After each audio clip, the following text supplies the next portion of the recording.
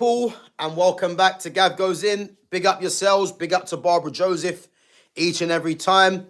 Yep, happy Monday. Obviously, November, into November properly now. And listen, man, it's been a mad weekend of football. Some up and down performances, some up and down results, and but some things never change, man. And Erling Haaland, serial goal scorer. The guy just continuously puts the ball in the back of the net. Big up to Sham. Yeah, serial goal scorer, man. And again, in the title, guys, you guys can see it. Is Erling Haaland the greatest goal scorer in the Premier League? I think right now, it's definitely he's definitely the best goal scorer in the Premier League right now. Some people might say Mo Salah, but you'd have to say for me Erling Haaland. And I'm saying Erling Haaland, I think will be the greatest goal scorer the Premier League's ever seen. I do eventually think he's going to beat Alan Shearer's record. I know Alan Shearer, what's he got, 260? Second is Harry Kane, but whether Harry Kane comes back to the Premier League or not remains to be seen. And it's one of them things with Harry Kane. Time's not really on his side. So, and does he even leave Bayern for that to happen? I think looking at Erling Haaland, he's been in the league now for 4 seasons, consistently scoring. Even last season where didn't really have a season what is come to expect of him. Big up to Gamer, and but the guy still hit 20 plus goals, and do you think he will stay at City? Well, at this moment in time, he's got no choice. He's got no choice but to stay at City because, as I said, man, he signed that death row contract, and yeah, there's no way he gets out of City. The only really realistic option he would have of leaving City would be if he was to go to Saudi, and even that might not be enough because you're looking at ridiculous figures if he was to leave Man City. So yeah, man, it's crazy. Imagine Haaland at Barcelona. Yeah, literally, man. Imagine Erling Haaland playing for Barca right now. He's a striker that they would definitely love.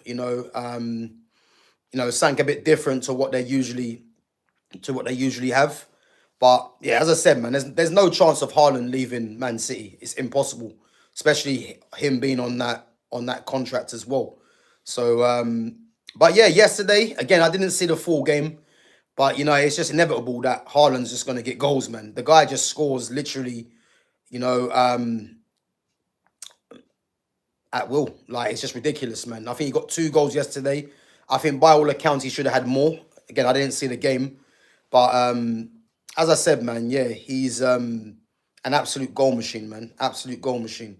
And again, we're gonna run through his stats quickly, yeah, just to look at the stats because, to be fair, they are mind-boggling stats. So obviously, come to the Premier League in the 2022 season, debut season, 36 goals in 35 games in the Premier League, which is ridiculous. And obviously, that's what broke the record for the most goals in a single season. So yeah, absolute ridiculous, man. Absolute ridiculous. Big up to Barbara Joseph with the memberships. Big up to Barbara, man. Appreciate it. So yeah, 36 and 35 for Erling Haaland, and again, City, I believe City won the Champions League in that season as well. To get 36 in your debut season, man, is ridiculous, really, and to break the record. 23, 24, 27 and 31, 24, 25. Again, last season, still got 22 and 31, which by his standards, wasn't great, but he's still breaking the 20 goal barrier.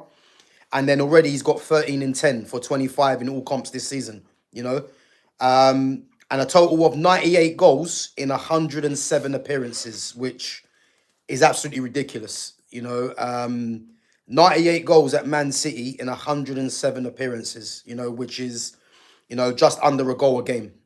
So 0. I think it's 0.92 goals per game. Yeah.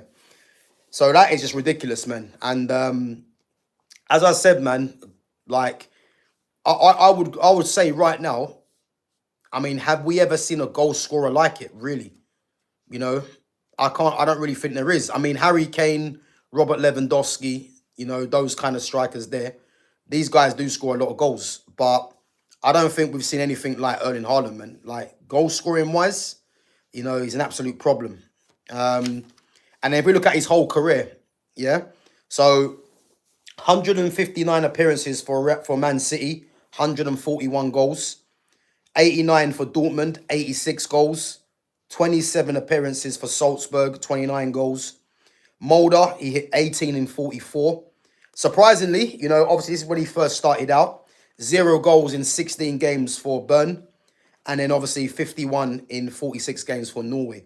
To make it a total of 334 goals in 383 appearances, which is just ridiculous, let's be honest, man. And again, that's just slightly less than a goal a game at 0.87. So they're the stats for Erling Haaland, and as I said, man, I think as an overall player, and I do think this season he has definitely improved, but as an overall player, I'm not his biggest fan.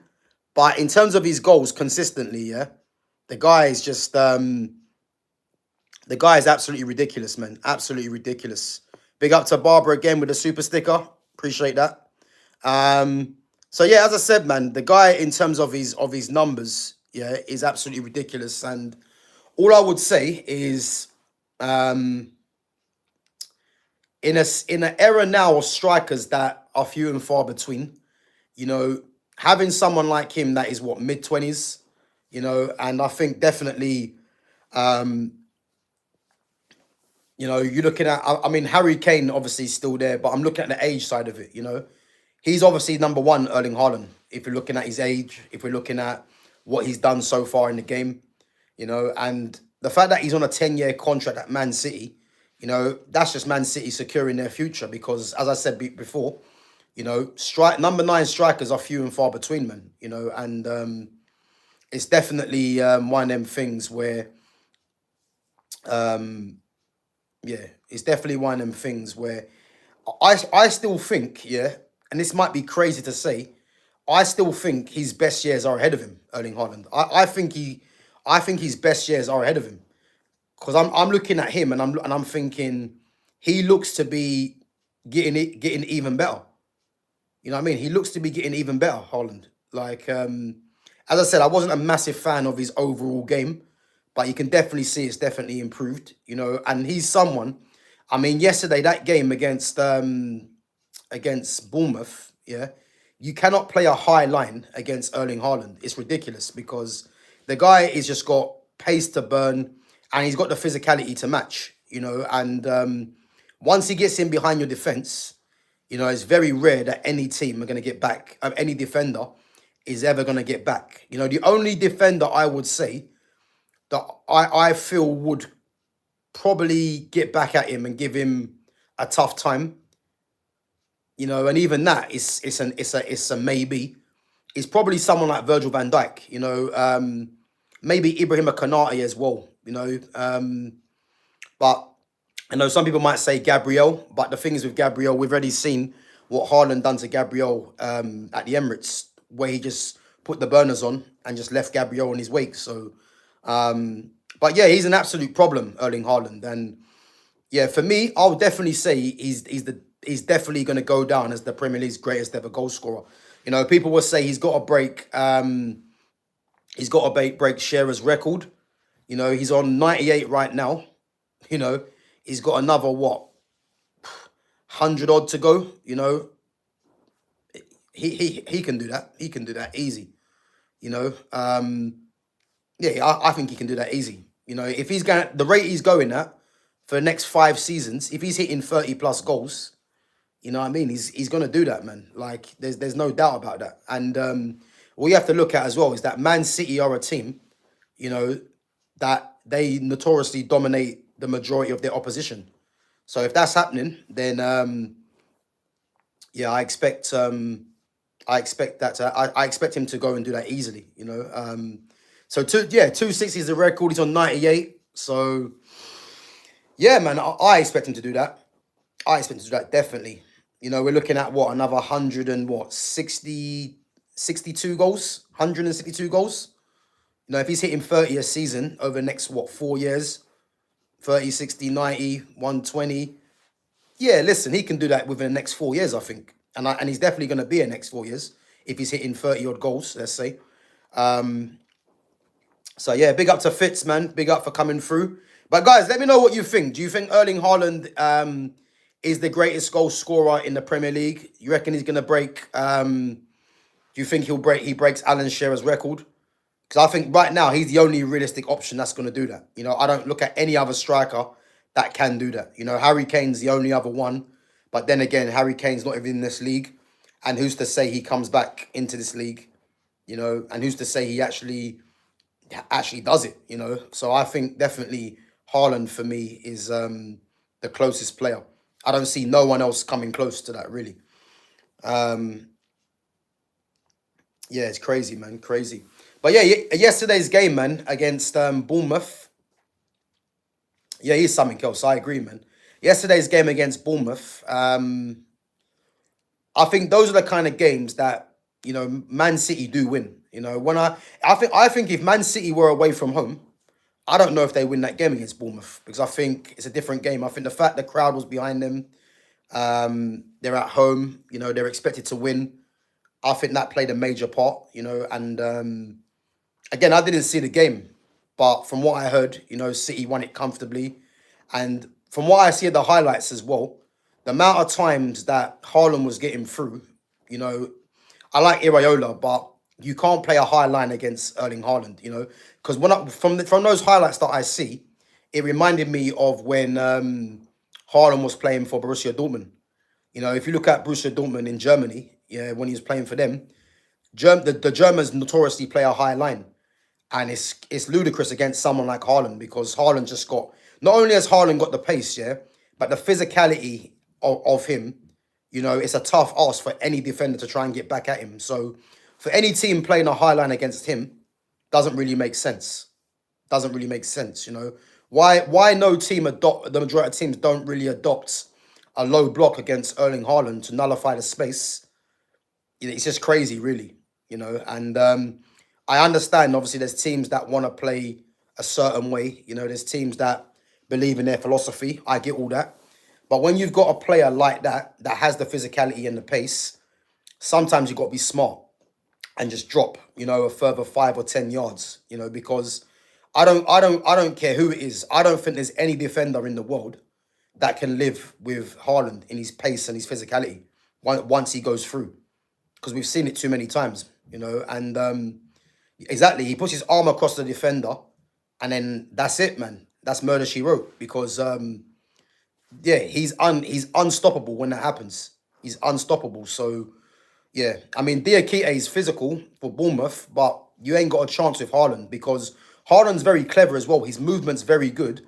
And if you watch what Haaland does, especially for one of the goals yesterday, I think it might have been the second one, just watch how he goes across the defender. And things like that are important, because what that does, it makes the defender make a decision whether they want to bring you down or let you go through. And then it's 1-on-1 against the keeper. And again, not only has Haaland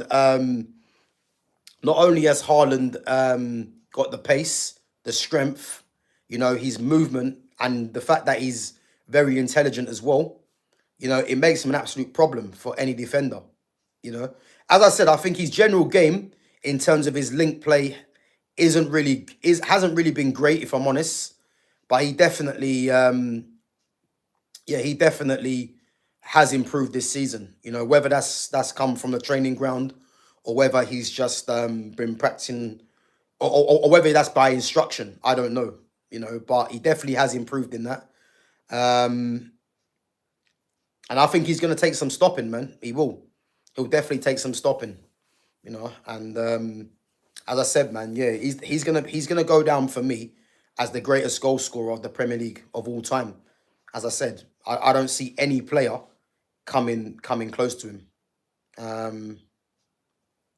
How do you think was the biggest missed opportunity in United's history? Oh, who do you think was the biggest missed opportunity in United's history? Oh, that's easy for me. Ronaldinho, man, all day long. Ronaldinho, easily. Ronaldinho, you know. Eden Hazard comes second for me. So in order, I would say Ronaldinho, Hazard, Haaland, and Shearer in order. But Ronaldinho is an easy one for me. Like, just look at what Ronaldinho's career was after he went to when he went to Barcelona. So again, there's only one player on that list that has won World Player of the Year, and it's Ronaldinho. So yeah, that's an easy one for me, man. Ronaldinho, top player, man. Like, one of my favorite ever players, along with Hazard as well. So, but yeah, Ronaldinho, 100%. Big up, Gav. Hope you're well. Yeah, I'm all good, man. I'm all good. Obviously, start of another week, you know, and yeah, we just continue putting the work in, man. Whether that's streaming, whether that's boxing, whether that's going to the gym. Yeah, man, just continuous work, man. The work never stops, man. So again, Christmas is coming up as well. You know, I can't stand the winter periods, really, you know, but listen, it is what it is, man. It is what it is. At least I got things to look forward to. So yeah, I'm all good, man. Hope you guys are all good as well. Personally think Haaland, because we managed to find other players with the other options. Yeah, literally. I hear that. But what I would say is Haaland, as we know, does score goals. But in terms of how Manchester United have been set up over the few years since Haaland has come to the league, do I think Haaland scores an obscene amount of goals at Man United? I don't. Man United's team has been all wrong. Ever since Louis van Gaal, the setup of the team has been all wrong. So I know people look at Haaland as Haaland scoring a lot of goals, but Man City as a team and the platform that they have provide Haaland to score goals. So I don't necessarily believe Haaland comes to United and scores goals the way he does for Man United, the way he does for Man City. So so yeah, man, listen, literally Ronaldinho for me, easily Ronaldinho. Yeah, listen, man. As I said, I think a lot of people would come on there and say Haaland will score goals for United, but it's not as simple as that. You know, United don't have creators in their team, pure creators. They don't. The only really creators Man United have in their team is probably the likes of Ahmad, Kobe Minu to an extent as well. And that's it. And you would say Cunha, even though Cunha's for me he's not really a creator, he's more of a maverick. But again, Man City's team is littered with creators. You know, Cherky's a creator, Foden's a creator, Kevin De Bruyne was a creator, Bernardo Silva, Jack Grealish, Riyad Mahrez, like they're Ilkay Gundogan, Savinho to an extent as well. Like, there's creators all over the pitch. So again, when you've got a serial goal scorer like Haaland and you've got serial creators around the pitch, you know, he's got the physicality and the pace to match. He's gonna score goals. It's obvious. So again, Man United don't really have them type of players. So I don't really expect him to have scored all those goals. You know, he needs service. Yeah. I think, well, any striker kind of needs service, unless I think more than now, strikers need service because the way football has gone. You know, if you look at a lot of strikers back in the day, a lot of strikers used to make their own goals. You know, you think of the likes of Henry, R9, Adriano, Shevchenko, Drogba, Van Persie. You know, there's probably a few names that I've forgotten about. These guys used to make their own goals. You know, Karim Benzema used to make his own goals as well. Luis Suarez. Football isn't really like that no more. You know what I mean? It's more of it's very system based, and this is what's killed the game for me. You know, so as good as Erling Haaland is, you know, Erling Haaland's not someone that can create his own goals. You know, more of the times he's running onto balls or he's in the box to finish. You know, so again, he's someone that does thrive on service. I agree. You know, and That's why I think at Man United, you know, people will probably say it will work. For me, it wouldn't work to the extent of how it works at Man City. As I said, there's just pure creators in that team, and this is why he thrives, man. This is why he thrives. Haaland is unbelievable. Uh, as a goal scorer, he is. There's no doubting, man. In terms of goal scoring, he is unbelievable. No one can deny that. As an all-round player, as I said, I don't think he's the greatest all-round, but in terms of numbers, consistently, yeah, he's an absolute menace, man. Absolute menace. And as I said, man, like for me, he's the closest player that is gonna break that record set by Alan Shearer, man. I don't see no one else even coming close, because all you got to look at as well, the fact that the strikers are dying out of this game. I can't think of any striker in the world right now that is younger than 25 that's gonna come to the Premier League, or that is even in the Premier League to break Alan Shearer's record. So I think we're looking at Erling Haaland right now as the only player really that has a chance of doing that. And what is Haaland? I think Haaland might be 24 or 25. Yeah, he's the only one that's going to break Shearer's record, in my opinion. So Højlund didn't get service. I felt bad for him. He looked destroyed. I don't agree with that. Højlund just wasn't good enough. Like it's pure and simple as that. He just wasn't good enough. And Højlund did get service. Did he get service to the level that a lot of other strikers got? No. But look, Martial didn't get service. Lukaku didn't really get regular service. The list goes on. Like this isn't solely at Rasmus Højlund. Rasmus Højlund as a striker was worse than all of them. And the thing is with Rasmus Højlund, I would give Højlund a bit more grace if Højlund had an all-round game.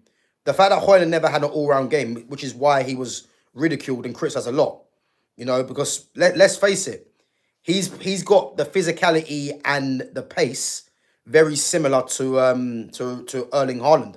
The difference is Haaland's more intelligent. Rasmus ain't. Rasmus spent half his time on the floor trying to wrestle with defenders. Haaland doesn't do that.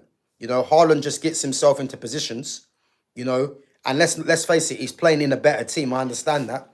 But when people say that Højlund never got service, that's just an excuse for Højlund. The facts are he was never good enough to come here in the first place.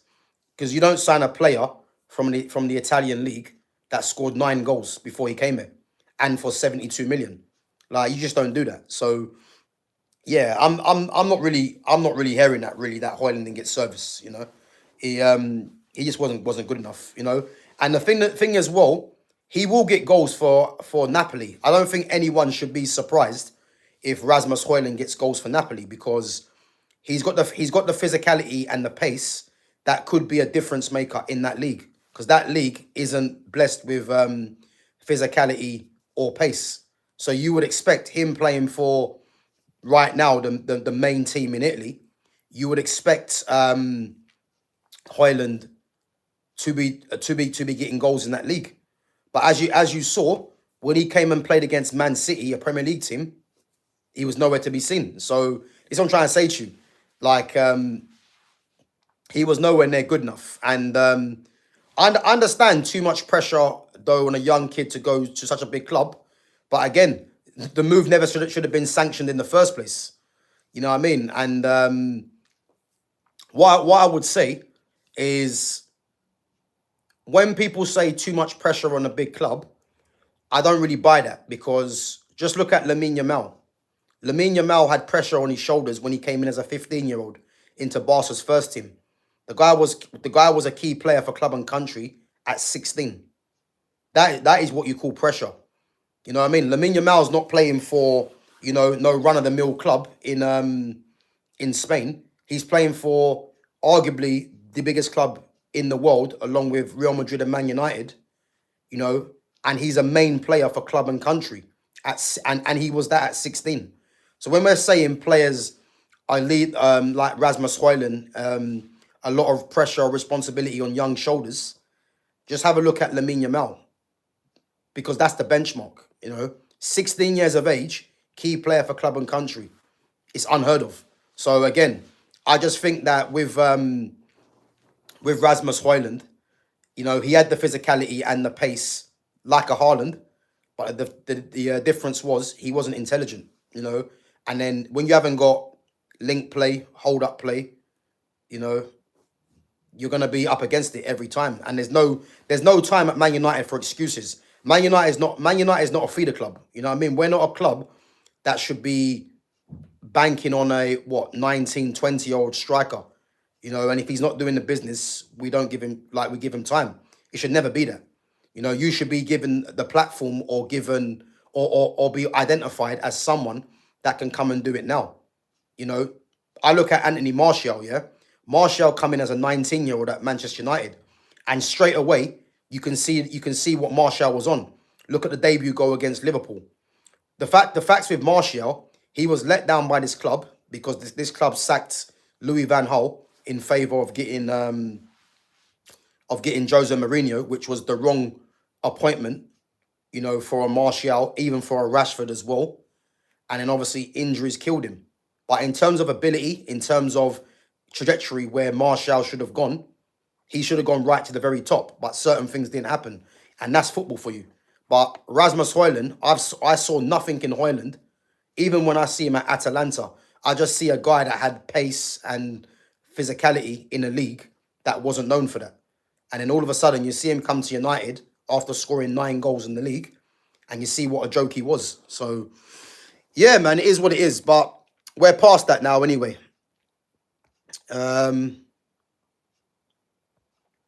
Yeah, guys, listen. This week we're gonna do 3 watch-alongs. So we're gonna do Liverpool, PSG, Bayern Munich on Tuesday, watch-along.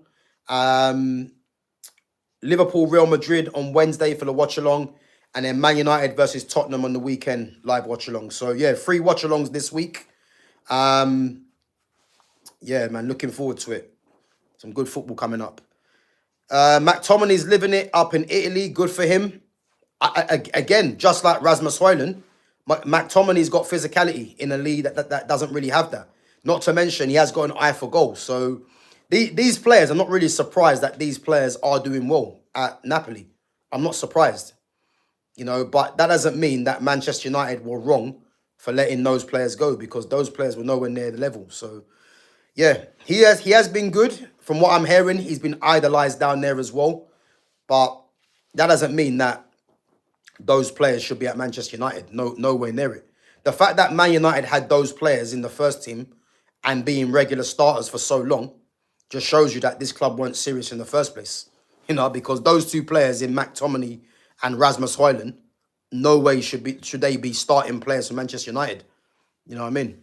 I've seen too many good players that weren't even regulars, or even given a chance at Man United to be seeing those 2,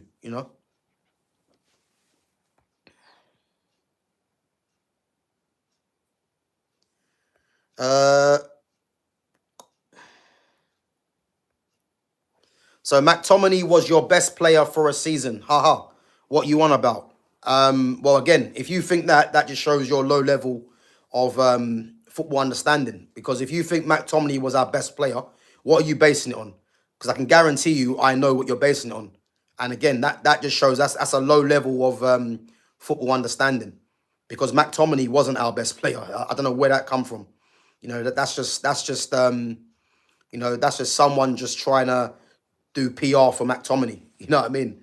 And the fact that we have to see McTominay in the Ballon d'Or, is in the Ballon d'Or list, that was the day football died for me. Because players like that should no way be in the Ballon d'Or list.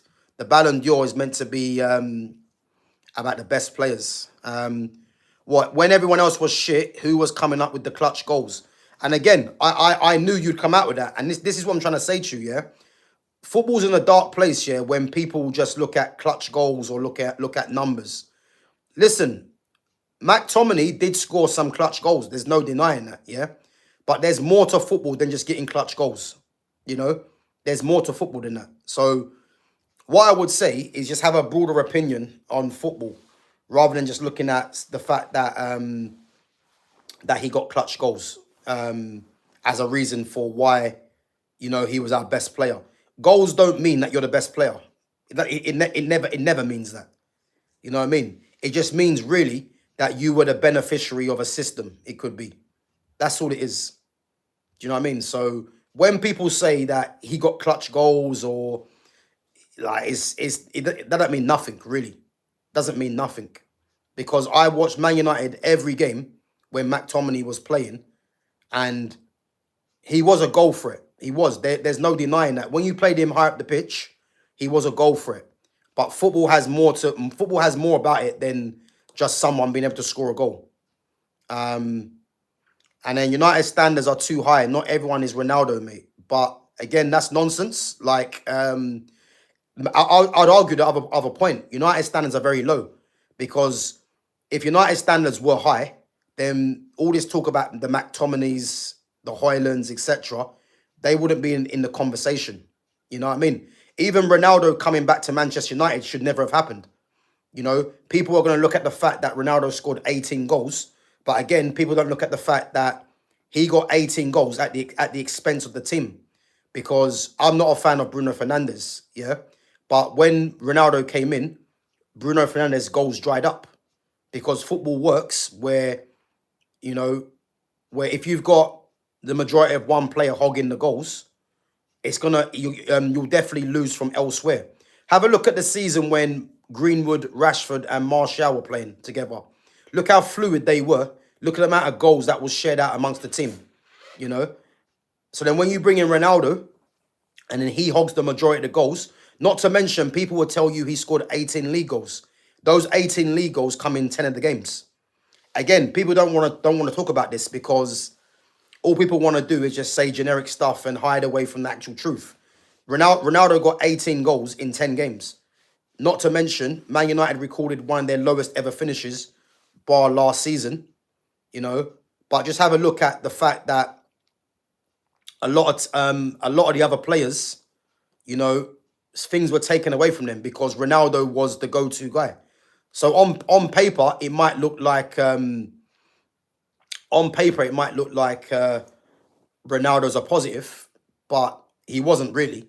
He wasn't, and it didn't make any sense why United brought him back. It was only for fans to get excited, in my opinion. So it's crazy. Bruno is your best player? No, he's not. That's a lot of nonsense again. You know what I mean? He ain't our best player. It never has been our best player. He's someone, I'll tell you what he's the best at. He's the best at staying fit. I'll give you that. And he's the best at completing the most amount of minutes. But when people say he's our best player, again, it's a lack of football understanding. And people are only going to say he's the best player because of numbers. Like, it's ridiculous. You know what I mean? Yeah, listen, Bruno should have gone. But everyone knows that. Everyone knows Bruno Fernandes should have gone. Yeah, but again, we've spoken about this plenty of times. And Ineos failed. Ineos failed in keeping Bruno Fernandes. And they failed in not sacking his manager as well. So that's on them, man. So who do you think is your best player? Amad Diallo? Well, it depends. When you're saying the best player, it depends what you mean by best player, because who's the best attacker? Who's the best defender? The best defender for me is Matthias de Ligt, and then Lenny Yoro is potentially that as well. The best attacker for me is between Ahmad and Cunha, and then you got Xerxes and Mbuemo that are close as well. But yeah, listen, if I'm gonna pick two players, defense and attack, for me, de Ligt and Ahmad, and then you got the likes of Cunha, Yoro. Xerxes doesn't play enough, but he's definitely there for me. And then Brian Mbuemo obviously is a goal threat. So they're the best players in the attack and defence for me. I do think Man U will beat Spurs, to be fair. They're a shambles. Listen, I mean, let's hope so. Am I confident? No, because I wasn't confident. I wasn't confident going into Nottingham Forest because of what I saw. in the previous games. I know a lot of fans were getting excited because United had three wins in a row, but yeah, listen, man. You saw on Saturday's game. Um, you saw on Saturday's game why it's a problem, man. You saw why it's a problem. Um,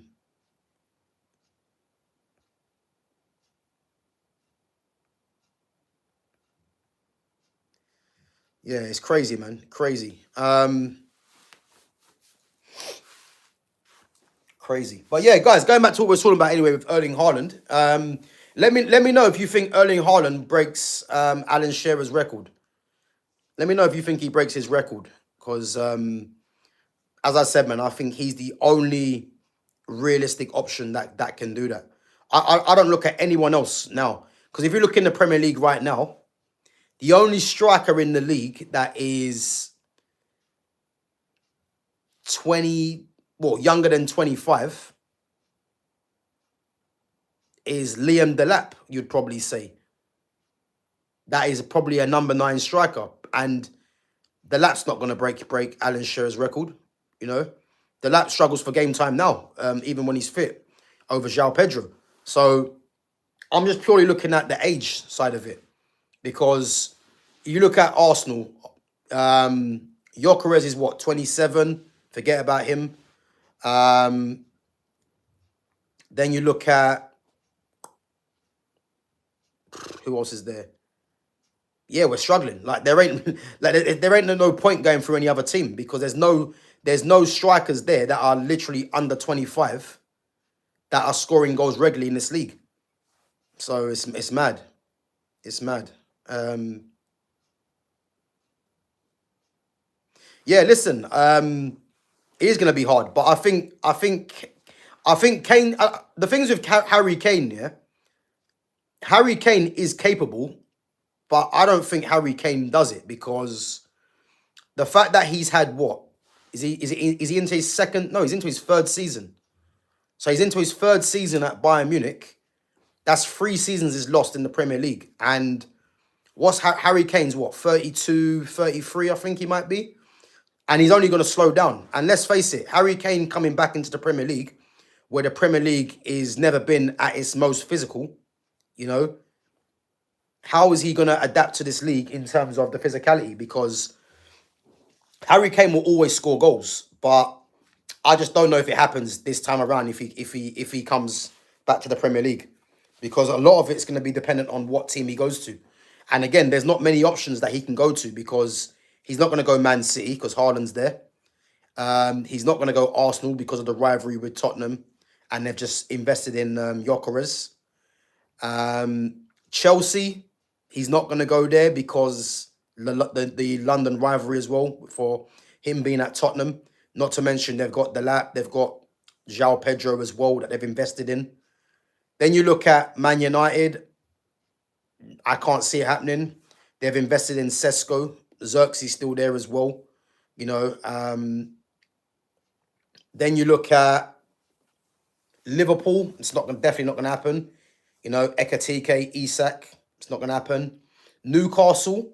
You know, Newcastle would have been a possibility, but they've got Walter Marder. Vissa's there as well.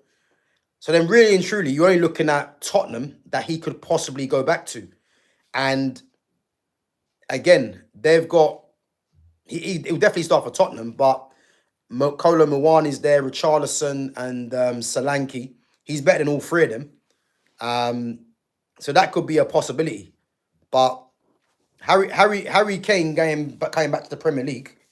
I know a lot of fans would say he can definitely come back and score goals in this league, but you have to look at what team he goes to, because all the top 6 teams, there isn't really a place for him.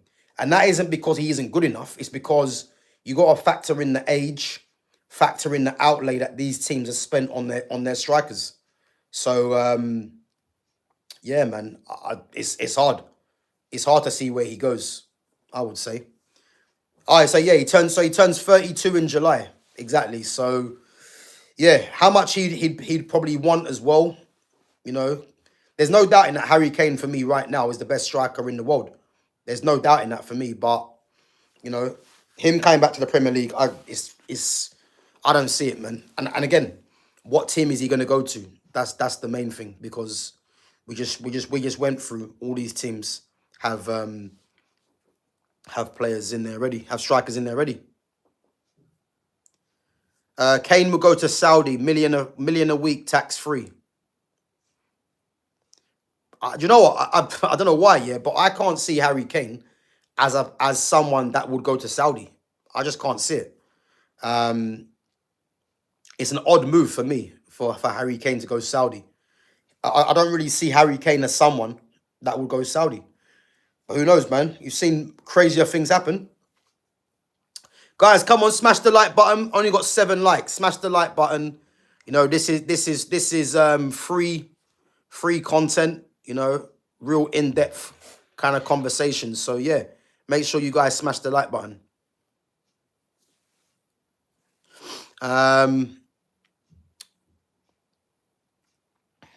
What was the point of getting Isak if they've got Ekatike? You know what? Possibly greed.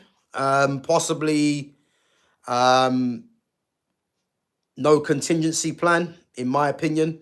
Because what they should have done, Liverpool, is think to themselves, right, we've brought in Ekatike before Isak. Ekatike scoring goals.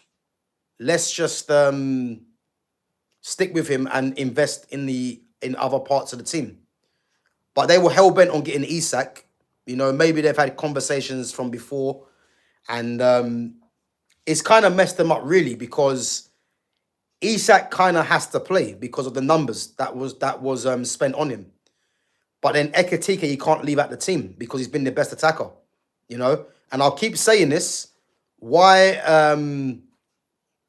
Liverpool never went to why they never went to a back three to get the best out of Frimpong, a better Kirkes for me, Mo Salah, Florian Wirtz. I'm telling you now, if they went to a back three, you get better out of all 4 of them players.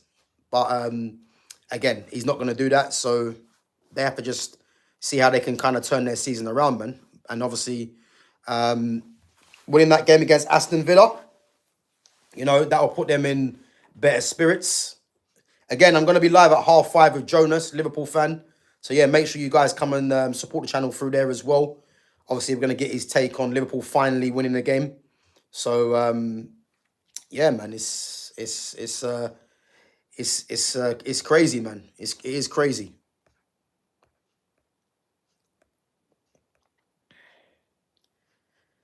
Kane might end up in the lower teams like Palace or Fulham. You know what? That sounds mad. Which I don't think is ever going to happen. But when you actually think about it, those are. I mean, again, would Palace take Harry Kane over Mateta right now? You know, it sounds crazy, but I don't think they would. Like Mateta is a very good player, man, and he works for their team. So again, Harry Kane for me. If I'm Harry Kane, he might as well just stay in Germany and just try and break all the records in Germany for Bayern Munich and win a Champions League. Because I just don't see him end up in the Premier League at any team, really. You know, it's not going to be an easy deal to do. So, yeah, man, crazy. Yeah, I don't think him coming back's the best option, you know. Unless he goes back to Tottenham, which he might look at it as a backward step. I don't see any of the other top teams in the Premier League going there, you know.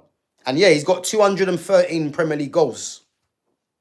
So again, he's not even far off of Alan Shearer. But for me, yeah, for me, I just don't know, man. If he does come back to the Premier League. You know, I just don't know.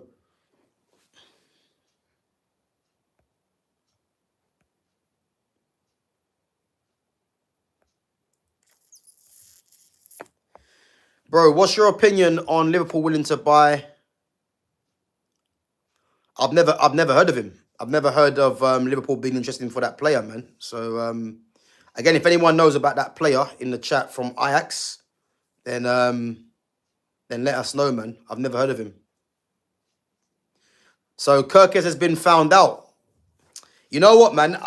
I mean, it's yeah. I mean, I don't know. I think it's early days still.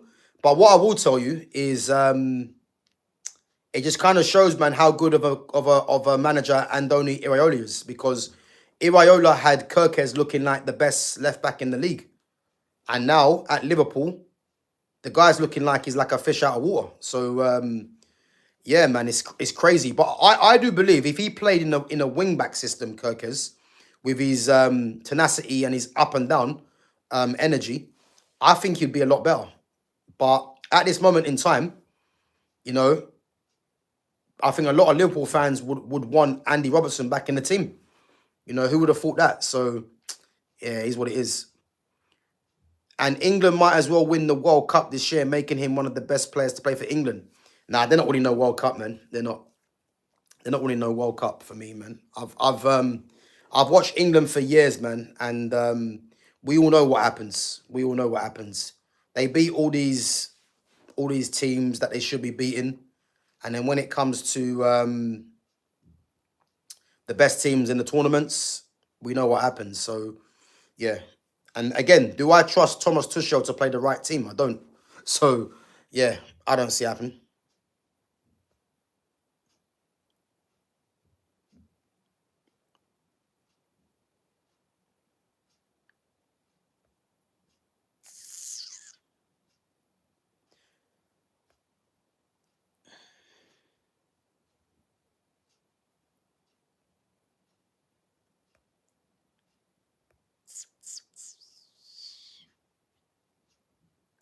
So Zubamendi would have been a game changer for Liverpool. Unlucky. I mean, I don't think so. I don't think so. Listen, Zubamendi's been decent so far, but again, you guys ain't won nothing, man. So yeah, let's just remain cautious, man. At the moment, you know, this is what Arsenal fans do. Unfortunately, you know, everything's going all good. You know, you can be excited, but let's see where you guys end up at the end of the season, because you guys have 2 trophies that you need to be targeting, and if you don't win either one of them, it's gonna be a madness. So, yeah. So they aren't building a system around their best striker, Harry Kane. I mean, what do you expect? But again, international football, you know, I think to build the team around Harry Kane right now at 32 for England, I think that time's probably past now, you know, because you've got other players coming through. I think for the best thing for Harry Kane would be to just be playing as the striker to stay up there and try and get goals. Because I think if Harry Kane drops in, as we know, he needs pace on the flanks. But Harry Kane dropping in is you'll definitely lose from the attackers that they have. You know, if you think of Eze in the 10, if you think of Morgan Rogers, Cole Palmer, you know, even a Grealish, there's players that can play in that 10 role. You know, maybe a Foden, who knows?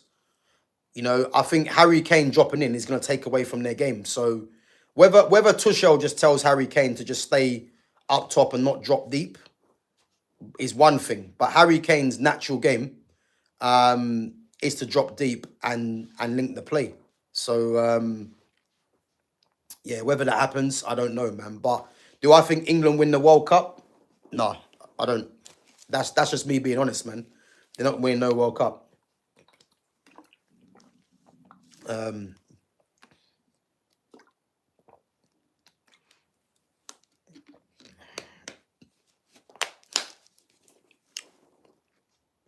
So, favourite kit in the Prem? Do you know what? I actually like Liverpool's away kit, the green one. I think Liverpool's away kit, the green one I see the other day, was actually quite nice. But I ain't really got a favourite kit, I'll be honest. I ain't really got a favourite kit. Who's your favourite to win the World Cup? For me, you can't look past France, Spain, Um, and then Argentina are the holders, but Messi's a year older. So I think if Messi was the Messi that we know, you can't bet against them. Um, and then Brazil are not the Brazil of old, but Brazil, when it comes to World Cups, they usually do put on a show. Um, and they've got a lot of attackers to choose from. But I'm gonna say France or Spain. I'm looking at the front runners. Portugal, no, not for me. Not for me. If they rely on Ronaldo, then definitely not, because Ronaldo's going to be 40 by the time this competition starts. Yeah, and if you've got a 40-year-old playing as your main striker, you know, I don't see how that's going to work for Portugal, because again, you're going to have to play for Ronaldo, because Ronaldo's not going to do, unless Ronaldo's going to, if they're going to put it this way, yeah, if they're going to use Ronaldo as the fox in the box kind of striker for Portugal, they're going to come unstuck, because against the best teams, you're going to need everyone to kind of chip in against the best teams.